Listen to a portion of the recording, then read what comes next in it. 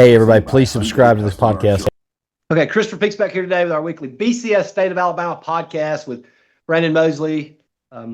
We have another special guest with us here today, the Honorable Neil Rafferty. He is the representative from the 54th District. He is a Marine Corps veteran. He is in his second term, I believe. Representative Rafferty, how are you today, sir? I'm great. Great. Thanks for coming on. So tell me, I was in the Army and went to Afghanistan. Does the new veterans bill, do you think that's going to affect service members' day-to-day life or veterans' day-to-day life, or What? What are we talking about? What's the topic? SB 67, The reorganization bill. right. I feel like that's going to affect everyday veterans' lives. Yes, sir. No, but I hope that it will affect it more. Yeah. Not currently. I mean, I don't think if you asked any vet off the street here in Alabama, like what they thought about the Alabama Department of Veterans Affairs, they probably say what Alabama Department of Veterans Affairs. So not the everyday. Do you think this was like a power grab on the governor's behalf? So what? Do you think this was more of a power grab from the governor?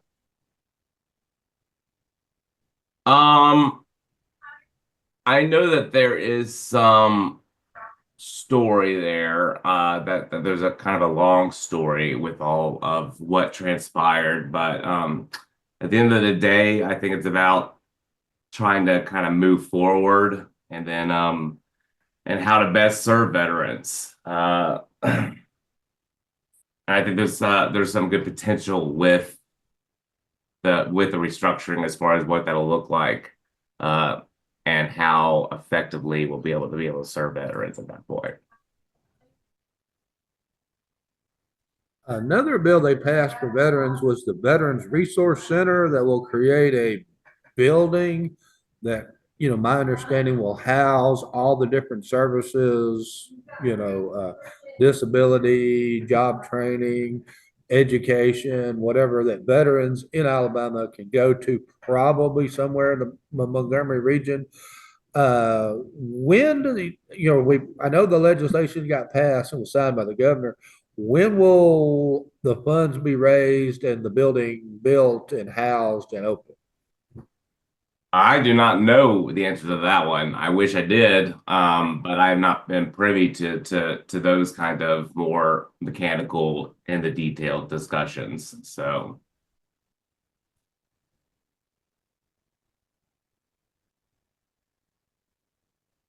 Yeah, I thought that was a pretty good bill, though, in theory. yeah, I think everyone kind of felt that way. And I guess right now we're just hoping that there is follow through, that there is build up, that we do actually make sure that there is a one-stop shop for the veterans that need the services. So, or might just want to be looking for companionship and that kind of thing, friendship. Part of struggle with transitioning with the veterans is not finding a sense of purpose and not really having not kind of feeling understood outside of the civilian world. So this is something that hopefully can help with some of those issues. Representative Rafferty, we've seen kind of a schism in the Alabama Democratic Party and nationally as well. How do you think that the Alabama Democratic Party, what they need to do to get competitive again statewide? Oh Lord, I don't know.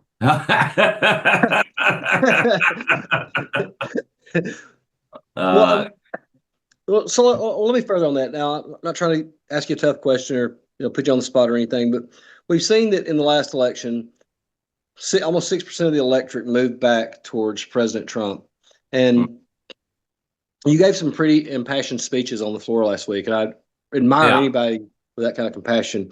Do you think those are you've seen the Democratic Party lose so much male support? Do you think those are the heels to pick, or those? I think Trump had a successful campaign because his message focused on the economic issues and was able to paint the Democrats into a certain way where they were disconnected, where they were elite, where they were not connected with their constituents and more immediate economic needs. What I think the Republicans are doing, and the mistake that they might be doing right now, is that they are doubling down on the social issues and not on the economic ones. At the end of the day, I don't think most people give a crap about some of that social stuff. What they give a crap about is how much money is in their bank account and how much money is, they're having to pay and fork out to feed their kids, to drive to get to work. I think that that's probably the more impactful thing here, and that was the impactful message. And Trump had a very successful message on that. I don't think that, while it was sometimes coupled with a social message that was critical of Democrats, I feel like it was more focused on the economic stuff than it was. I feel like people care more about the economic stuff than the social stuff. So This hasn't gotten that much play yet in the state, but we saw this week where Mazda announced that, those cars that it makes up in Huntsville, they're not going to even attempt to import them into Canada, given, the retaliatory tariff that Canada put on imports from the US following our tariffs on stuff coming from Canada. Does this, back and forth thing really have a chance of boomeranging and kind of messing up the macro economy? I think it does. But we're gonna have to see how it all kind of plays out. I've been trying to not really get too impassioned with anything that's going on and focusing more, trying to read up between the lines and see what's going on here. Um, it, it'll people will vote. Voting is an emotion. What am I trying to say here? Voting is very rational, and it's also based a lot on emotion on your current circumstances at the time. And I think Trump also knew, and I think most folks knew, that he was going to have 2 years to get this stuff done, and that's why it's been so rapid fire.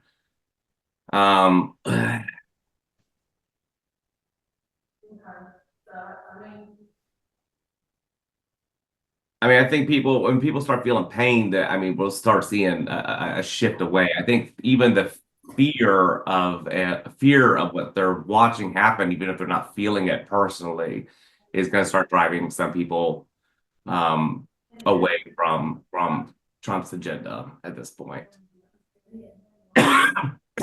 Excuse me. Rafferty, you were talking about economic issues. We've seen the Democrats push a tax break through for Citizens Alabama. Do you think more of that should take place, like getting rid of tax on food and drugs? Yeah, of course. What about repealing Governor Ivey's gas I tax? think sales tax is a regressive tax at the end of the day. It's a regressive tax that everyone has to pay the same amount for, regardless of their circumstances. So I think any way you kind of level out how that works is going to not just put more money in more Alabamians' pockets, but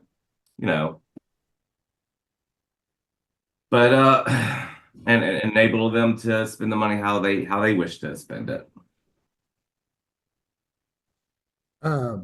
Representative Rafferty, it looked like this week we focused on getting the budgets out. I think the education budget is now passed both houses, and the general fund budget's passed out of the House of Origin and cleared committee in the second house. So it's in position where they can move on it, at the first of next week if they wanted to. Are we winding the session down a little bit early, or do you think they're going to drag it out to try to pass more legislation? That is the big question I think we're all trying to kind of parse out at this point. But my guess is that the thing I've really been hearing, if I'm going to be perfectly honest, is that we're going to be getting out a little early. So, but we know when the sine die party is now. So that's a helpful indicator when you're trying to figure that out as well. Representative Rafferty, how do you feel about that bill giving the police an extra layer of protection? Me personally, I think we already back the blue enough in the state, and they already have that layer of protection. Is this going too far? I certainly think so. I mean, if we look at even some happenings in Harrisville and up in Decatur, I mean, we've had some real issues here. So yeah, I mean, I'm not a big fan of that bill. It's up in the Senate now, if I'm not mistaken. Where is that bill right now? We've already Yeah, had it's in the Senate, but we've I already don't had think that on they the floor of passed the it. House. I remember that was a good long debate that day. So yeah. I don't know what the Senate's going to do to it. Has the Senate Judiciary done anything with putting on any amendments or anything on it at this point? Yeah, I haven't reviewed any changes the Senate's made. You kind of want to wait to see it on the floor. Well, the House is kind of bad too, but the Senate is like terrible of, hey, yeah, I've got a substitute. It's like, well, I haven't read your substitute. I don't know. Right. When I was earlier, younger reporter, I would like record, write all the little details about the bill in an article, and then all of a sudden a substitute appears. It's like, ignore everything I just wrote. Okay. Right. Yep. Yep. That's why I just kind of looking at that synopsis, that kind of bigger picture with it first, and then figuring it out, tracking it down. I know that is something here. You're trying to talk to my constituents, Brandon. It's the same kind of way. It's like, this bill's terrible, terrible, terrible. And then it's like, okay, the bill's not so bad. And then, it's, I don't know. You gotta, Yeah, I've seen every mix where a terrible idea gets introduced, and then it goes into committee in the first house, and it's changed on the floor of the first house, and it goes into committee in the second house, and they change it in committee. Then they change it on the floor in the second house, and then it goes to conference. Yes. Conference kicks something out, and then finally what comes out is like, I kind of like what passed. Or you have the opposite where this is a great idea. This is cool. We need to have done this forever. And by the time something's passed, it's like, yeah, that didn't really accomplish a whole lot. That is the truth. That is the process, though. That is just the part of it. So, but yeah, At least y'all are done in like 30 days with the Congress. They introduce something in January, and then 21 months later, it's like, hey, this is now in conference committee. It's like, what?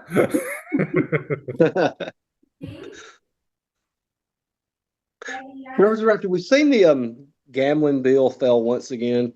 Why does the voters not get a chance the to vote House on has that? done their job with a gambling bill and motto bill. The Senate's the one that messed it up last time. So talk to the Senate about gambling. That's what I'm going to say to that. We put in all the work, effort for a long time, bipartisan, no special interest groups were involved in it. Put out a product, worked it. Then the Senate blew it up. So you got to talk to them about what we're gonna do with gaming. Understood. Is gaming just effectively done for the foreseeable future? I would think that we would probably have to wait until unless the Senate want to do something about it. I probably don't see it happening until the next quadrennium. Let me ask you this. So the Republicans have a trifecta. How come it seems like we don't see any bills coming through to really make major improvements? And what? Well, I mean, I think they try. I mean, I think we do try. I think the Reach Act, the RAISE Act's great, for instance. The RAISE Act's something that I've been, not the RAISE Act itself, but the whole concept of the foundation program and not having a weighted kind of way of funding schools was a big problem. And I feel like this actually is something that kind of worked through the process, identified a problem, and was able to address it. But to be real honest, Republicans are the problem with being a huge a supermajority is the kind of natural ideological diversity that is going to happen in there, and that not everyone's going to be getting, to be, everyone's got different ideas. And a bigger team is harder to keep together. I mean, and harder to kind of whip into place and make sure that they have a single vision moving forward. So I think that they have some of the same struggles that, within their own caucus that the Democrats would have in ours, as far as some of these things go. It's just the Democrats are smaller and we tend to stick together more on things because of that.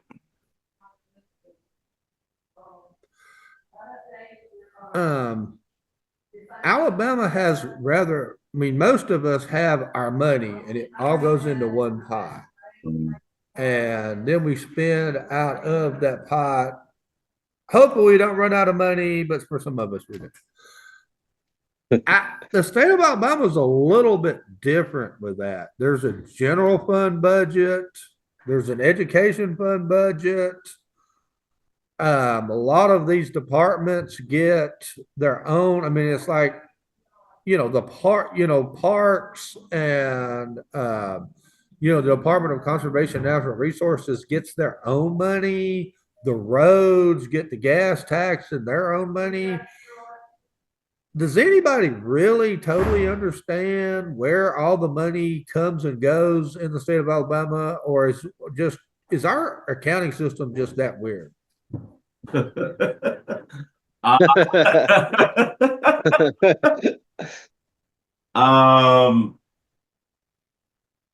Does anybody actually know? I mean, I'm sure you gotta hope the Department of Revenue knows.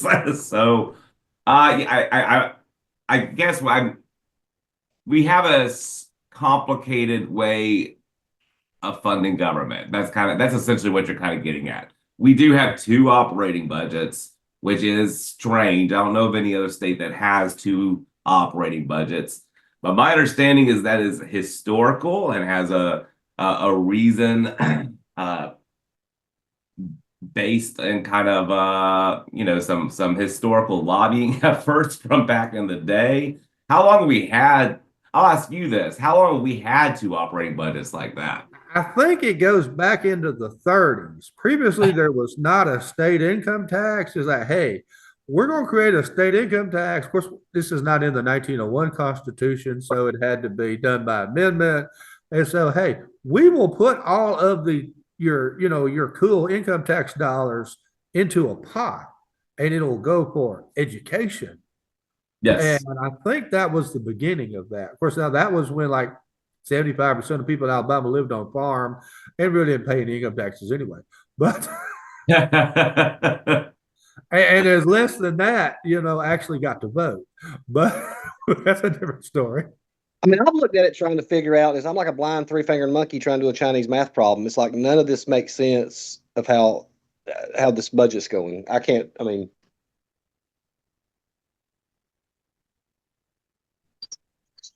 What doesn't make sense about it?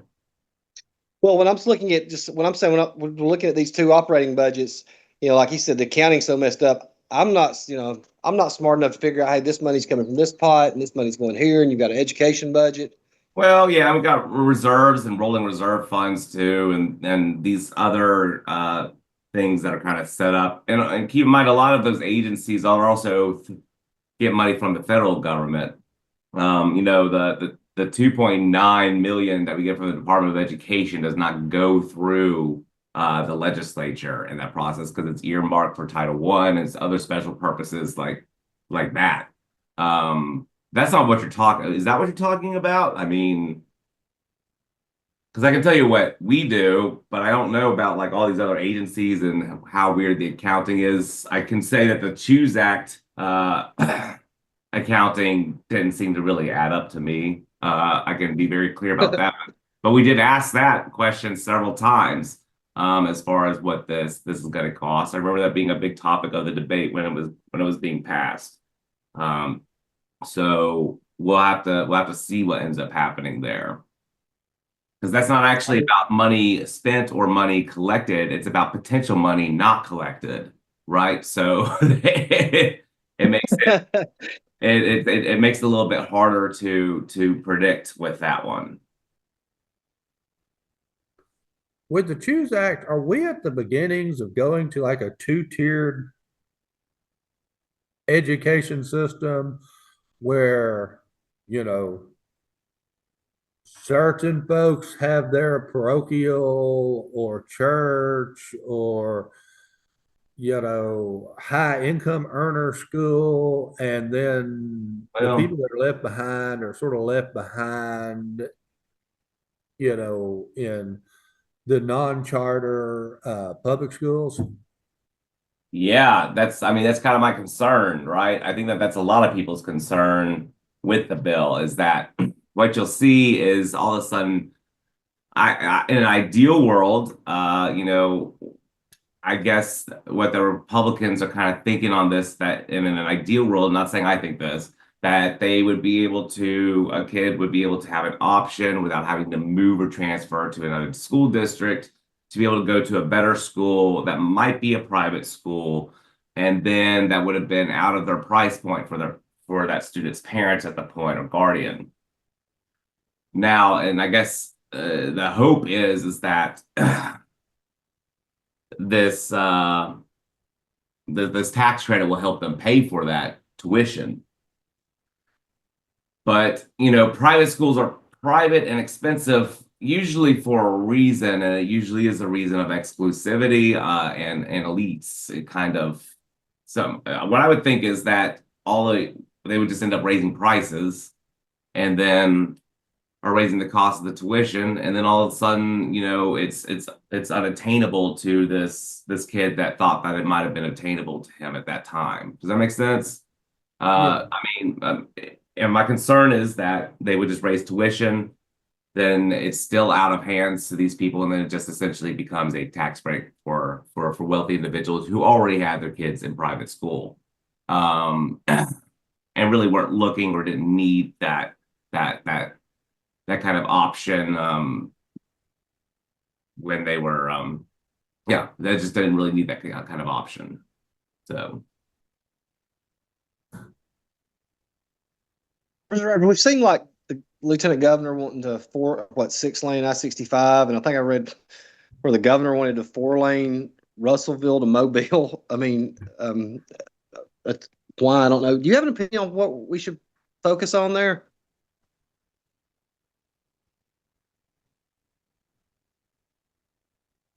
I know I got some potholes in my district that still need to be dealt with. And we got drainage issues up here that we need to be dealing with too. I think we need to be I mean, if we're gonna focus on some things, I got a whole list of stuff that we need to be focused on as far as infrastructure needs up here in Birmingham. So Help with the dentist money. Oh, sorry, go ahead.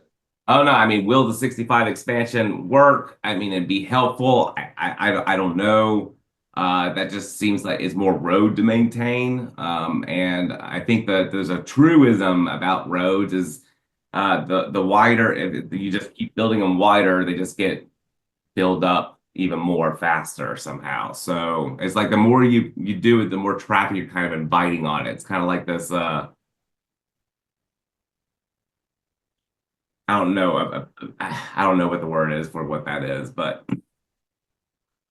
y'all heard this before, right? Y'all know what I'm talking about, or am I dreaming this? Yeah, it's sort of like, well, we did 459 on the southern loop, so we built up Hoover, right? And then we 6-lane I-65.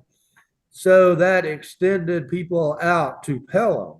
Right. And then, it got hard to go to Alabaster. So we added more 6 lanes. So now going to Alabaster is easy. Oh no. And now, people that live in Calera, and there used to not be people living in Calera. Right. It's more difficult for them because they bottleneck. So we have to, the wider you make the road, the faster the speed limit, the farther it is economical for people to commute outward. So then it just kind of, so that's a natural consequence of that is that, yeah, okay, that the roads will fill back up because more development, it just opens up for more development down along that roadway. Well then tell you this, Chris, what we need to be focusing on is what the hell's going on with 280? What are we gonna do about Highway 280? Because that is a nightmare. I mean, anybody that lives down there can tell you that. I mean, I'm not saying. I mean, y'all even down Montgomery, I imagine, know plenty about 280 is my guess, or at least heard Birmingham people talk about it, right? Yeah, I mean, it was like, well, they had that engineer, I think this may have been in the Riley administration, that Big was the engineer, was a woman engineer, and she presented plans for an elevated 280 that was going to go be an expressway on top of the regular 280. Right. But Oh, yeah. folks in Mountain Brook were opposed to it because the elevated 280 would be looking down on their homes and it would be unsightly out their front yards and they'd have more highway noise, they thought. And so, I think under the Bentley administration, we just changed the way, roads cross on 280 where it's like this one can go left, but this one can't go right. And, Yeah. and We had to do a bunch of U-turns to get to Chipotle. yeah, you have to go down here and then make a U to come back to go. Yeah. Oh God, if you're trying on 459 South, or is it 65 South, and you have to go cross traffic. I mean, there's a wreck down there just about every time I go down 280. Yeah, I mean, 280, it's like it. I mean, I'm not a fan of the elevated deal, but the elevated deal seems like the only fix because it's not like you're going to, widen it to 12 lanes or something. Start bulldozing. Is that the rail line that? Is that the rail line that I remember?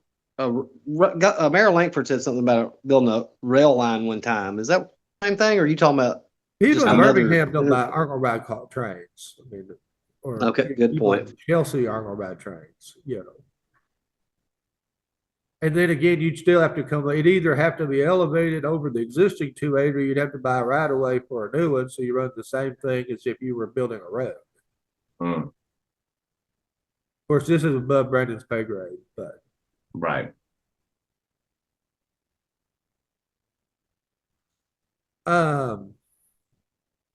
Another item is that we're seeming to be focusing a lot this session on cannabis, psychoactive cannabinoids that are derived from hemp, which the Congress, I think, accidentally legalized in the Farm Bill. And accidentally, yes, right. Okay. Only in the U.S. Congress can we have unintended consequence like this. Are we going to see legislation this year? And what does that look like? Does it just mean controlling who can sell it, or are we doing a ban, or are we just going to get a tax dollar out of it? So this is another one where I have plenty to say on it. And I think the most important thing, and I think what everyone across the board agrees with, and these are complaints that I'm getting from my constituents even, is got to get it out of the hands of kids. Because the gummies and all that kind of stuff is apparently it's making its way into schools. Kids are pranking each other with them. I know one of my constituents found out about this, and her son was freaking out and had no idea what was happening to him because he was an 11-year-old that got tricked into eating one of the gummies. So I mean, there's some real impactful and terrible stuff that's happening with it. On the other hand, I think that it's easy enough to bring it under a 21 and up law in the same way we've done with all alcohol as well as tobacco now, and vape products. So I don't see, why responsible vendors who have already been responsibly vending wine and beer and vapes and tobacco would not be able to be responsible vendors for these products as well. And I think what we've seen is people trying to put these new products into an old framework of law, an old framework of alcohol law, and I don't really care about that. Like I said, I just care about keeping it out of the hands of kids, making sure that responsible vendors are allowed to continue vending, and that you know, and that the adults that want them for whatever reason can get them, as long as they're going through the process of getting their, you know, getting their ID checked and making sure that they are of age and able to do it. So Let me ask you this: has anybody looked at monitoring what goes in these things? Has that been brought up? Because I've taken them before. yes, And be fine. You'll have a little buzz. So- And then the last time I took one several months ago, I had a panic attack. I couldn't Yeah. breathe and was out for 14 hours. so this is another thing. So that's another big concern that we need to worry about standardizing and making sure that any, you know, that the dosage and that the accuracy of the contents is labeled on there, or standardized, if not that. So and my understanding is some of these vendors are some of the kind of manufacturers are really good at this, and some of them are very bad and inconsistent with it. So I That's definitely, exactly right. that's something else that we do need to look at as well, for sure. But pushing it into the black market and banning it out, you know, totally is not going to be the right answer for that. If we put shit back into the black market, then we don't have any control over those kinds of things, like the packaging, and can it be marketed to children with cartoon characters, or does it need to have child safety stuff on it? And does it have a lab tested, certified kind of dosage and dosage in milligrams, or whatever the case is. If you ban it outright, which is, as I know, part of the discussion now as well, all you're going to end up doing is making it to a point to where we no longer can do any of those things that we need to do. Because then it becomes a whole other separate problem in and of itself. So That's all I have, Representative, unless there's something you'd like to add. no, I enjoyed this. I appreciate y'all's patience with everything. Yeah, I've enjoyed it. Hey, thanks a you lot so for much coming for on, coming Representative on. Rafferty. Yeah. I'll get this loaded up and I'll send you the link to it. Thank you for coming on and giving us your time today. Yep, sure thing. Y'all take care and have a good weekend. Yes, sir. You too.